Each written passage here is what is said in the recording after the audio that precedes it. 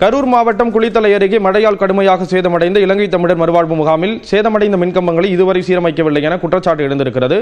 இது குறித்த கூடுதல் தகவல்களை செய்தியாளர் கார்த்திகேயன் வழங்க கேட்கலாம். கார்த்திகேயன், விவரங்களை பகிர்ந்துக்கலாம். கரூர் மாவட்டம் குளித்தலை அருகே இரும்புதுப்பட்டி பகுதியில் உள்ள இலங்கை தமிழர் மறுவாழ்வு முகாம் 140 குடும்பங்கள் வசித்து வருகின்றன. இந்நிலை நேற்று மாலை பெய்த அந்த சூறைக்காற்றுடன் பெய்த மழையால் பல்வேறு வீடுகளின் மேற்கூரைகள் பெயர்ந்து விழுந்தும் மரங்கள் அடியோடு சாய்ந்தும் மின்கம்பங்கள் சாய்ந்தும் இருளில் மூழ்கி தற்போது வரை இருளில் தான் அவர்கள் இருந்துள்ளனர். காலையிலிருந்து நேற்று இரவு முதல் யாரும் மின்சாரத்துறை வரவில்லை.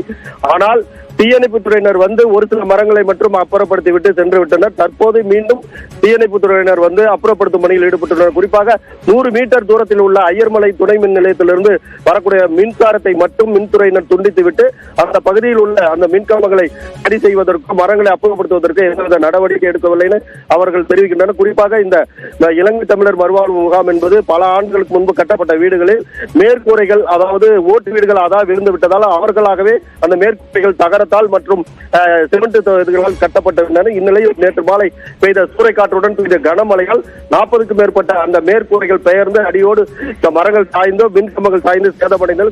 கிட்டத்தட்ட 40க்கும் மேற்பட்ட வீடுகளில் இருந்த பொதுமக்கள் அங்கு உள்ள அங்கன்வாடி மையம் கோவிலில் இருளில் அங்கு தங்கியிருந்து உணவுக்காக சிரமப்பட்டு வந்தனால தற்போது வரை மின்துறையினர் அங்கு வந்து மின்துறையை மின்கம்பங்களை சரி செய்வதற்கான எந்த நடவடிக்கை மேற்கொள்ள என தெரிவிக்கின்றனர். மேலும் தற்போதுதான் முசிறி தீயணைப்பு துறையினர் வந்து அந்த மரங்களை விழுந்த மரங்கள் வீடு மேல் விழுந்துள்ள மரங்களையும் அப்புறப்படுத்தும் பணியில் ஈடுபட்டுள்ளனர்.